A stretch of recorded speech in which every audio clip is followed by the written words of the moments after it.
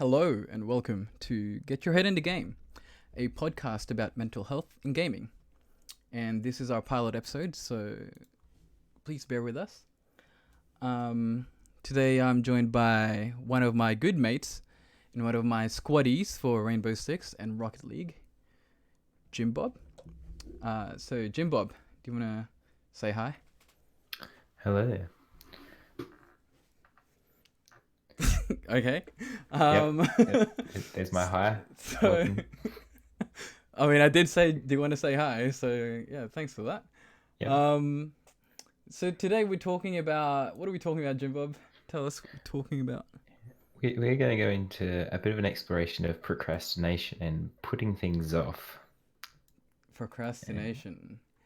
And just a quick context of how this topic came about. There was an article linked on chat right now and linked on the description below, written or posted in the New York Times in March this year. And it was about procrastination. And the title of the article was Why You Procrastinate. It has nothing to do with self-control. So apparently procrastination is not about laziness. Then then it asks, what is it about then? And when I read that title personally, I was like, I think I know what this is about. Like, I have failure anxiety big time. And I think that's why I procrastinate. It's not because I'm lazy. It's because I put things off because I don't want to fail. So yeah, what do you think about the article? Because you did read the article, Jim Bob. You did your Yeah, I homework. did. And I came into it thinking it was going to be a little bit of an exploration of some airy-fairy psychology, but like reading it, I can actually see a lot of the links, especially in myself about this.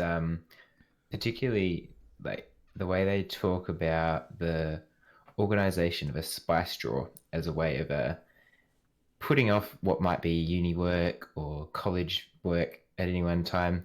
I certainly know in myself, I'm very good at keeping my bedroom clean just before assignments are due.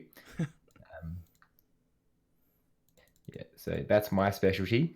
Yeah. But yeah, found this article very relatable, and the more I read it, the more I actually found the science, not much, might not be the right term, but the discussion very intriguing. Yeah, she does refer to a lot of studies like in research made by psychologists and stuff like that. There was there's a term that she used, procrastinatory cognitions, I think is the official scientific term of of the study of procrastination.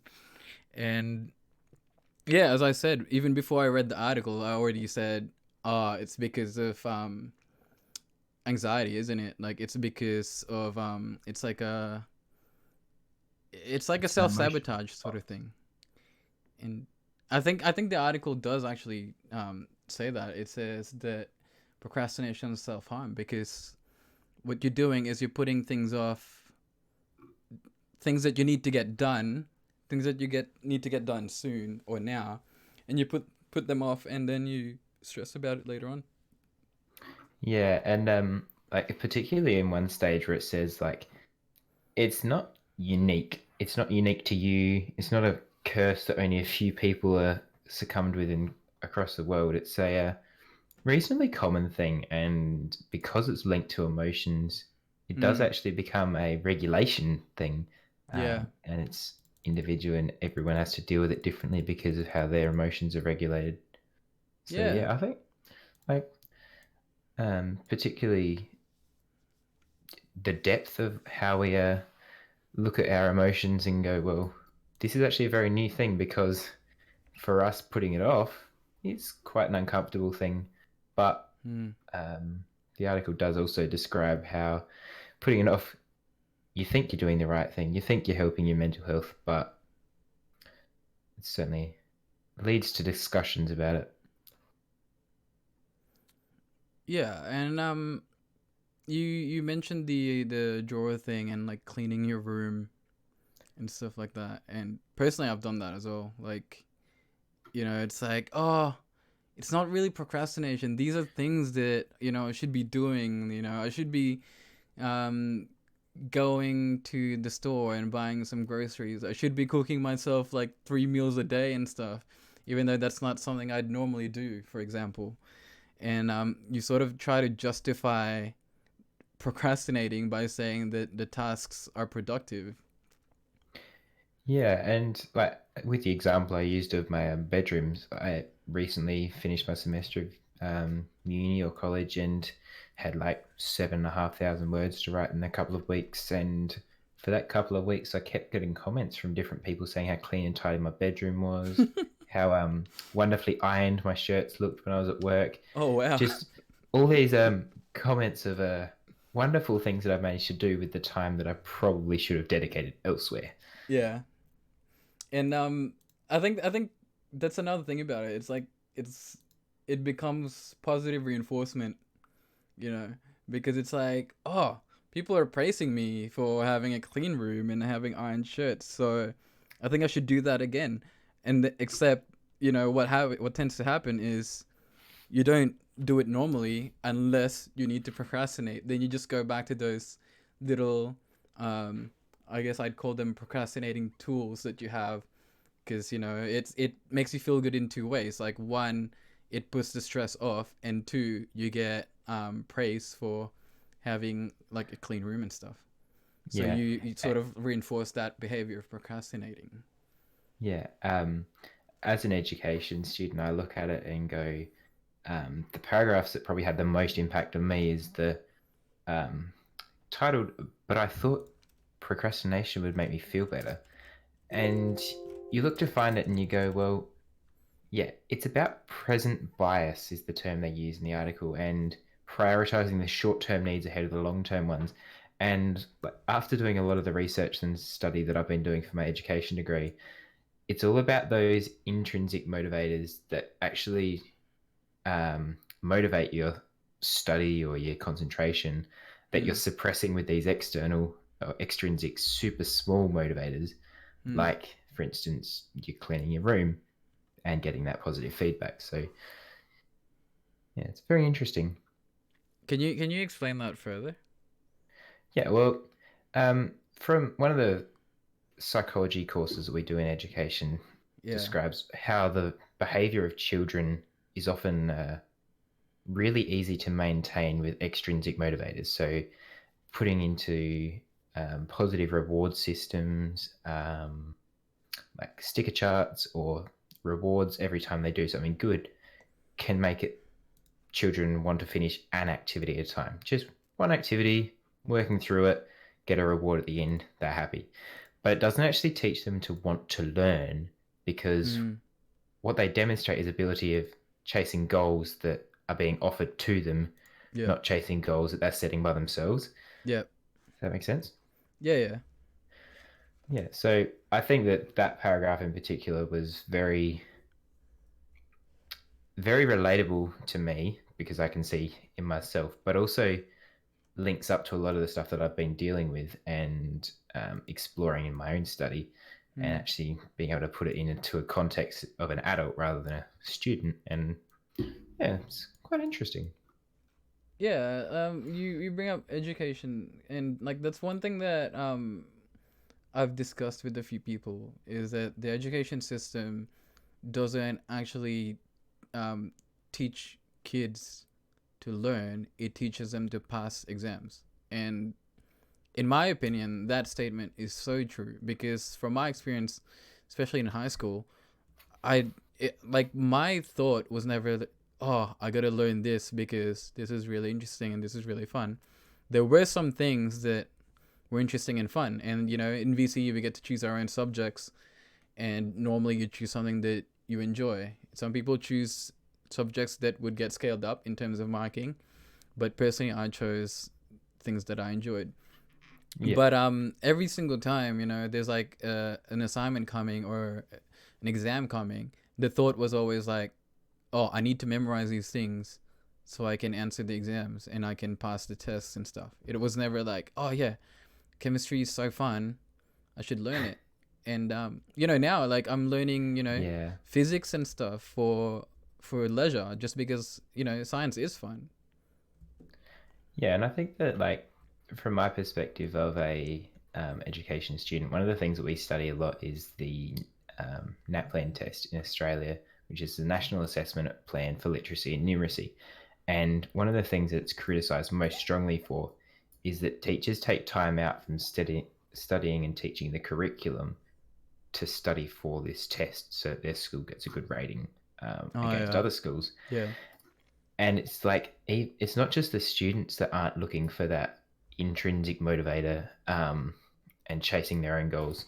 The mm, schools aren't even, because if a school had that motivation in themselves and were intrinsically motivated, their students would have learned the skills that they needed to pass the test. yeah, And yeah, yeah. Politics, essentially, everything comes back to politics. Now that I'm like an art student, everything's like about politics. I swear. yeah, But just going back to the present bias, there's like one quote in the article which I found really interesting. Like it's like a mind blown sort of moment. It said that on a neural level, so you know, in a very basic brain level, we perceive our future selves more like strangers than as parts of ourselves. So it's like, you know, I don't know if you've ever said, you being you viewer, I don't know if you've ever heard or used the term, "Oh, that's future me's problem." I have personally. I've said that, and you say it like as a joke. It's like, haha, yeah, like future me is like a separate entity, um, and it's their problem, not mine. Turns out that's like an actual it's an actual phenomenon that happens with humans. It's like, you know, we've been hardwired through years of evolution to think just of, you know, immediate needs, like, oh, what's my next meal gonna be, what's how close is the nearest predator, and how soon do I need to run and stuff. So we've been hardwired to think of like the immediate stuff that we intrinsically don't actually think of the future that much. So yeah. based on And this guy, yeah, future us is actually, we don't perceive it as the same as present us. and it's certainly something that's come to the forefront of our media recently is the discussion around the future you as a planet. Like the politicians that made the decisions all those years ago about different sustainable policies, and now they're looking back and they're going, well, that's come out and that's still us. That future you is Mm. still there. And yeah, it's quite interesting how that's backfired a bit.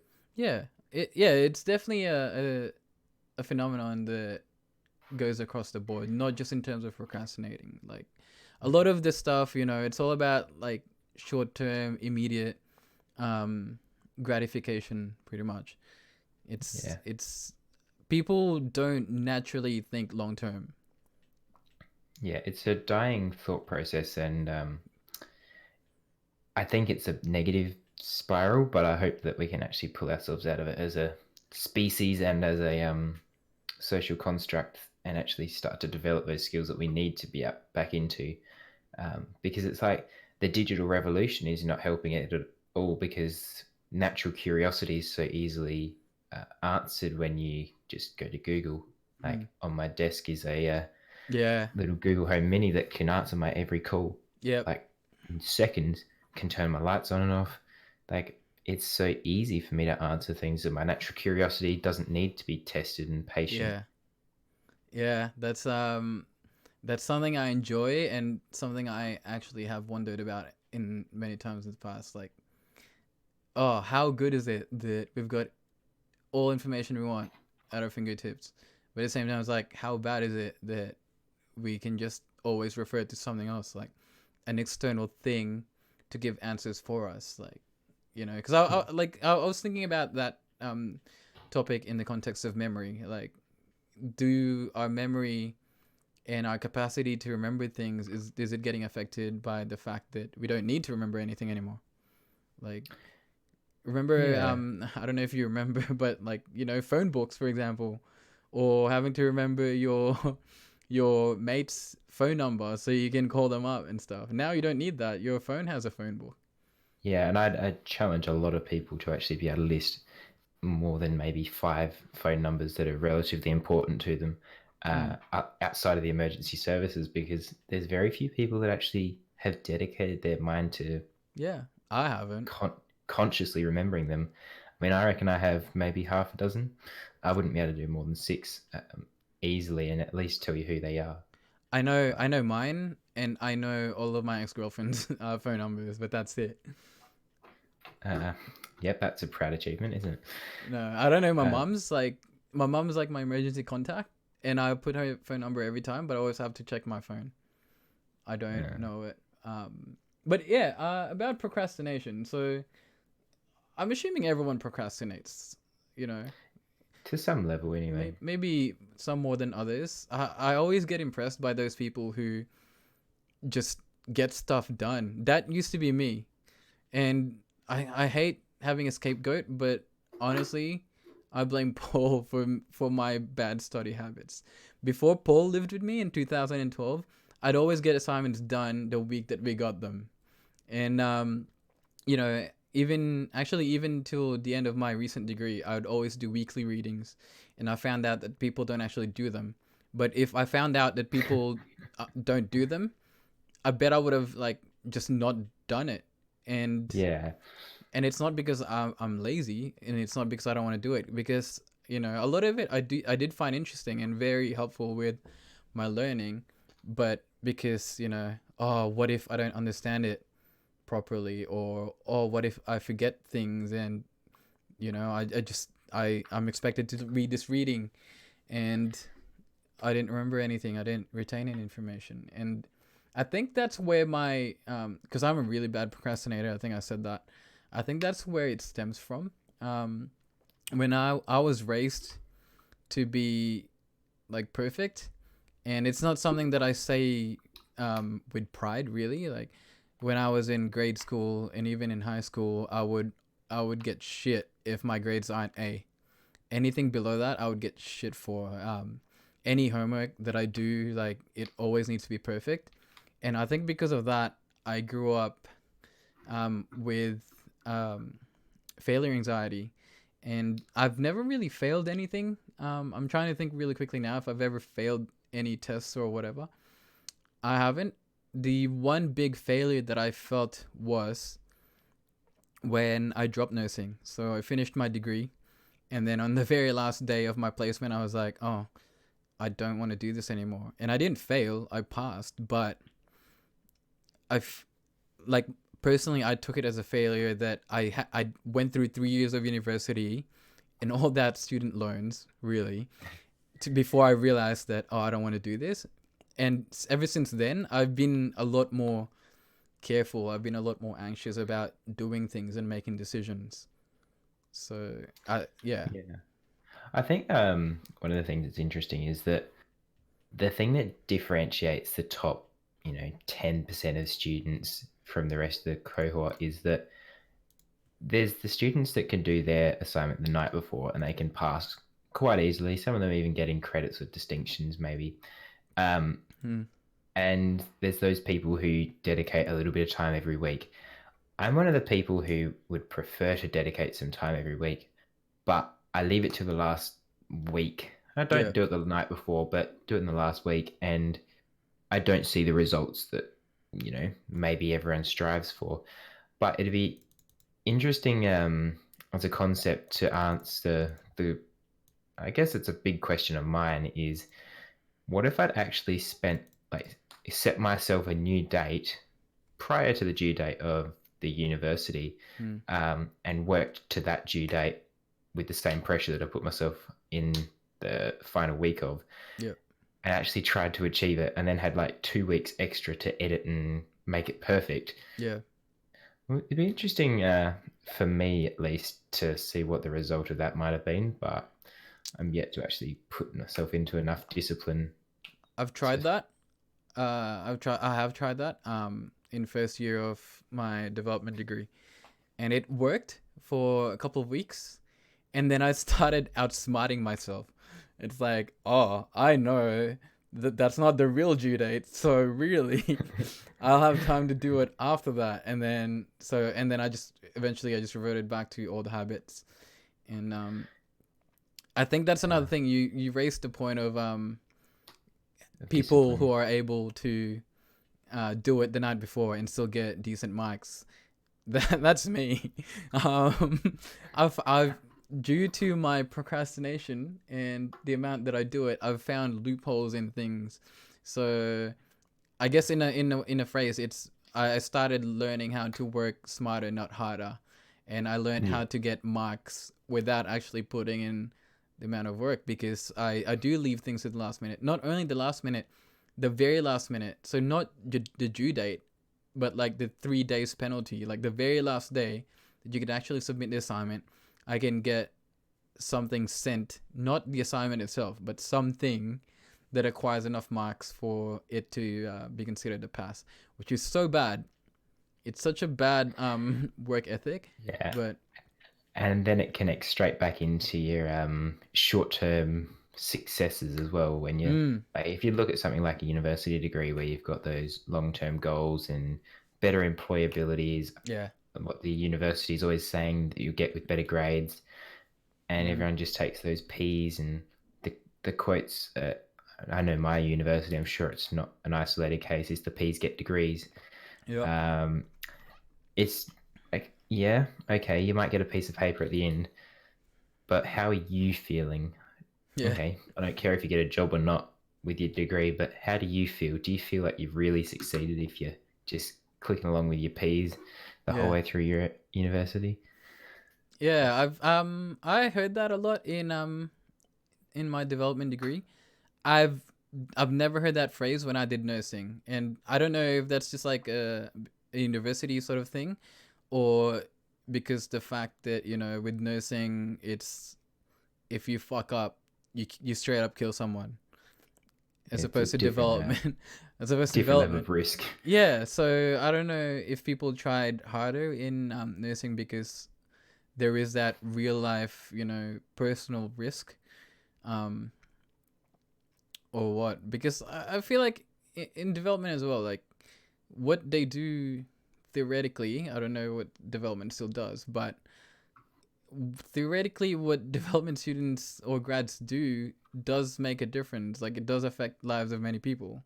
So I feel like they shouldn't settle for P's, or we shouldn't settle for P's. We should actually learn stuff. And yeah, that's one of the things that I did, was like read the articles. And what's actually bad is I actually used the articles as procrastination. Even like, I'd still read my weekly readings, even though I've got an assignment due tonight, for example. So Yeah, that's bad. it's very interesting. The question I have at the end of reading this discussion was, as a gamer, where do I sit? Like, I don't consider myself a full-time gamer or a part-time gamer. I'm a casual gamer. Hmm. I play a little bit of game here and there. When I'm at uni, I play less when less is an assignment due.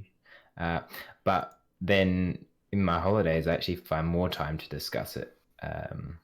Not to discuss it, to play games, especially when my friends are online and I can actually get a bit of social interaction as well. Yeah. Where does gaming lie in our procrastination article here? Is it mentioned at all? I Mm, can't I, remember. here, let me chuck a quick find on page, Yeah, I but I did the don't same. recall it. I don't recall it being on the page. Yeah, I don't But think so.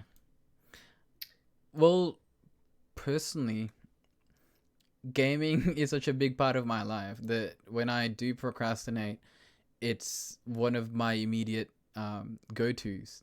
And gaming is not just like a way for me to procrastinate, it's a coping mechanism. Whenever I'm feeling down, or whenever I'm stressed, or when I have something in my mind, I go to games to unwind and just immerse myself in whatever world I'm playing, you know? And yeah, in the article, it the writer said that she said that procrastination is about the primacy of short-term mood repair over the longer-term pursuit of intended actions. So it's about managing the negative moods, the immediate negative moods. If you're feeling shit now because you've got a looming task ahead of you, you kind of want to distract yourself and unwind, and use your coping mechanisms, which I mentioned is gaming for me. So it's not about it's not about you feeling shit because the task is boring or the task is big or the task is long. You feel shit because the task is coming and you need to get it done. And because you feel shit, you um you want to, distract yourselves and rely on your coping mechanisms, which in itself becomes procrastination. So yeah, personally, when I'm Yeah. doing like assignments or when I need to do assignments and stuff, you'd find me playing a lot of games. And then one night I will just disappear because it's the very last day I can submit my assignment and I need to get it done. Yeah, it's interesting, isn't it? How much it is about just getting that stress off in ways we find comfortable. And for those of us who it is a game that makes us relax a bit more, Hmm. and how easy, especially for me, I don't know how everyone else is feeling, but when my primary editing and writing device is the same one that accesses the digital worlds of my various games, Yeah. very thin ice that I walk on when I try and write an assignment that late into the day. Yeah. Yeah. You've seen my gaming setup because it's on Instagram and like Snapchat and stuff.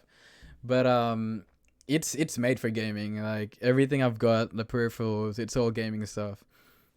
And what I normally like to do to like trick myself into not procrastinating is I would get my work done on my laptop instead of my computer. But when it comes to crunch time, I prefer doing things on the computer because I've got my keyboard that I can type really well with and my dual screen setup because I always have my articles set up on one side and then my Word document on the other side. So it's like in terms of productivity, I get more done during on my PC, but also I know that once I'm sitting down, Steam auto opens when I boot my PC. It's right there, and then people invite me and it pops up. It's right there, so it's like the procrastination's like calling to me. Yeah. So I know that, for instance, I've got most of my things on notification blocked and various other networks that I can channel the productivity through. And as you say, using my laptop definitely does help when it doesn't have a graphics card capable of running things. Yeah, But yeah, yeah. It's so like an actual limiting. It's like the adult version of your mom sending you to your room back when you were a kid instead of watching TV. It's like the the day that self-imposed restriction. the day that someone figures out how to increase the productivity when you've got all those temptations right there, with a piece of software, I think you can mean a very fine business model. Yeah, that can be. I reckon that would I mean, I, sell in today's day and age. I mean, I know I've got one on my phone that does it, but Yeah, I can live without my phone while I'm same. studying, and that doesn't bother me. Yeah, Just gotta make it the whole picture of what's happening in my life to prevent me from getting distracted. But yeah. I mentioned this before, but the article does say that procrastination is considered self harm, and the article does explain why that is. And so, a lot of people who procrastinate, they do end up getting stressed with the fact that they're procrastinating. I know I do. And so people are aware that it's self sabotage. So if there's a program that can help you prevent yourself from self sabotaging, I reckon people would actually buy into that. So business idea, you heard it here first. Design yeah, a program that can like block all of these distractions for you whenever yeah, you're doing something that's like due in a few hours. yeah. So, I mean, I guess from me, the only thing I wanted to discuss at the end of this is where do you go from here? What tips are there Mm. for helping with your procrastination? I noticed down the bottom of the article, they have three big ones. Mm-hmm. Um, I'm not sure how you feel about them, but certainly the last of the suggestions, making your temptations more inconvenient, Oh, that's um, exactly what we were just talking about. is certainly the one that I relate to the most. Yeah. The cultivating curiosity, we also discussed a bit with the technology. It's like Yeah. curiosity is great, Mm-hmm. but we actually need to make sure that it's a genuine and organic curiosity and not just those short term, like short seeking goals and those extrinsic motivators. Hmm.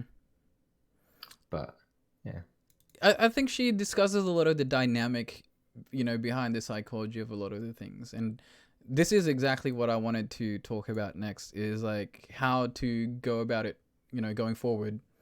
Um, and I like she made a point.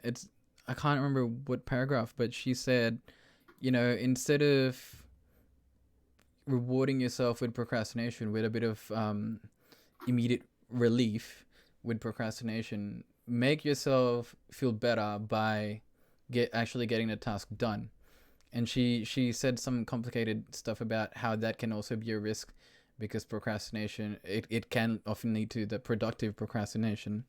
But my point is that what I found worked the best was in my second year of my last degree, I would actually set a weekly schedule up.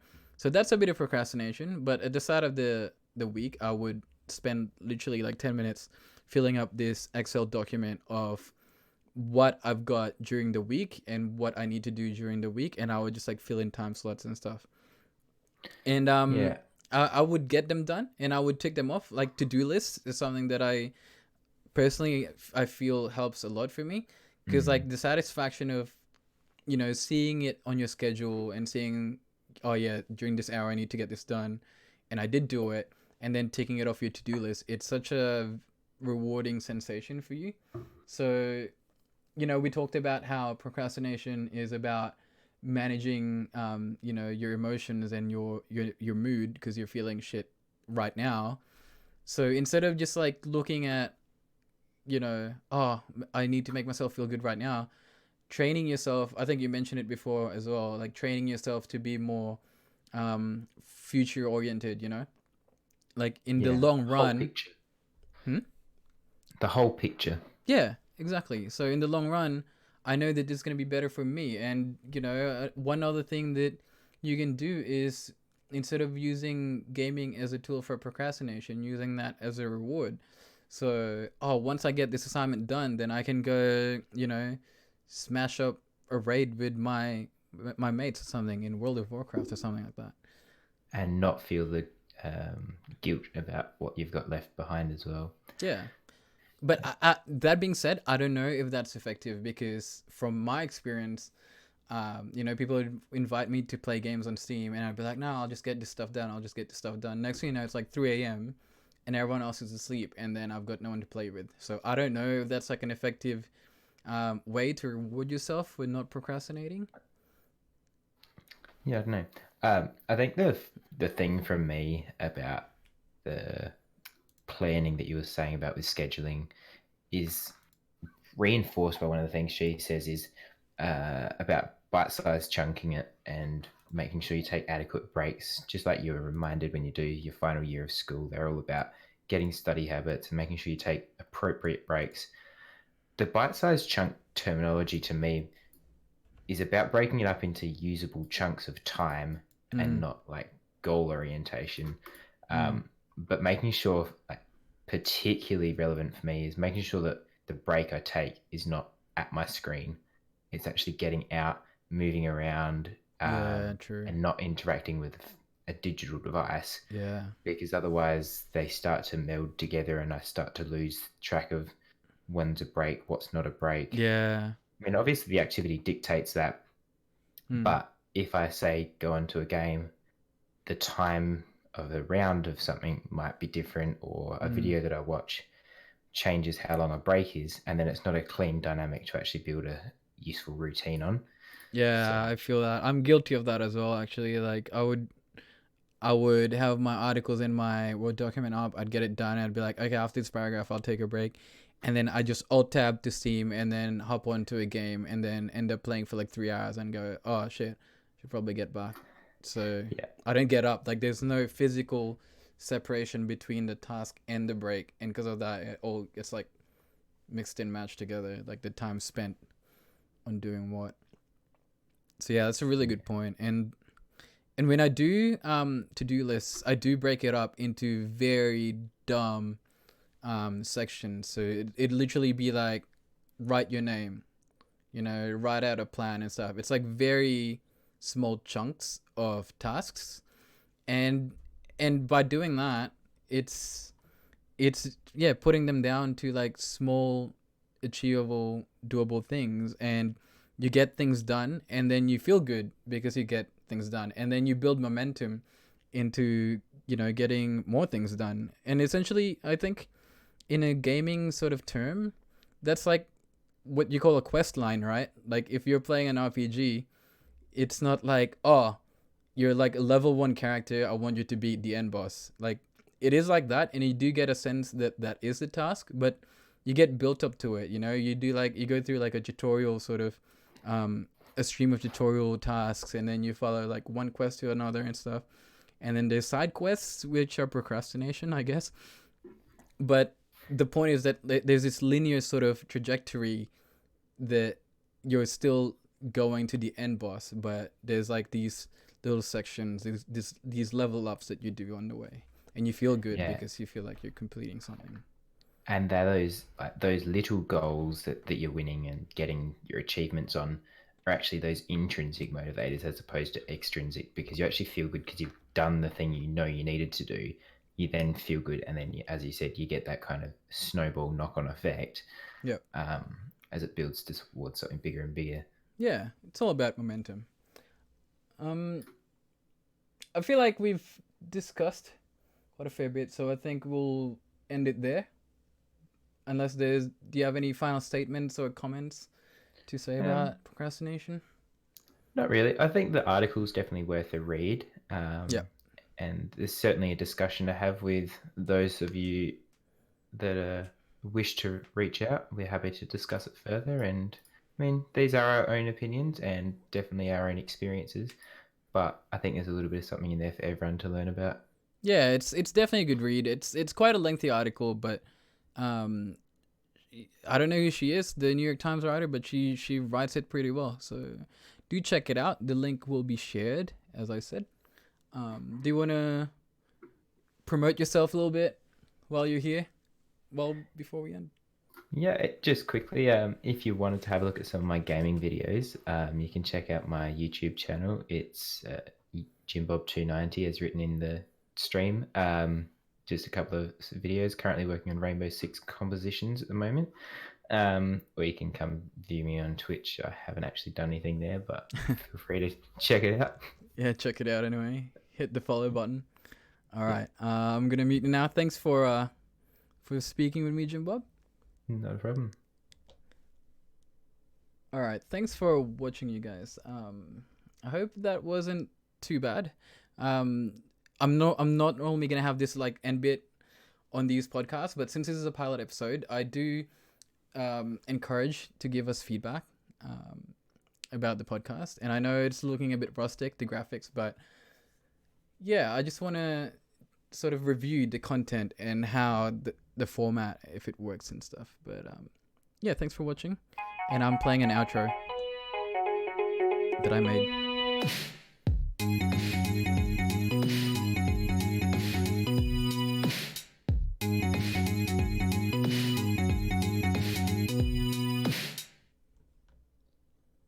I hope you enjoyed this episode of Get Your Head in the Game. Just a reminder that this podcast is not a source of information, but rather a discussion of opinions about mental health, especially in the realm of gaming. If you need professional support, or just want more information, I recommend checking out the World Health Organization's mental health website or Beyond Blue. Thanks for watching, and see you next time.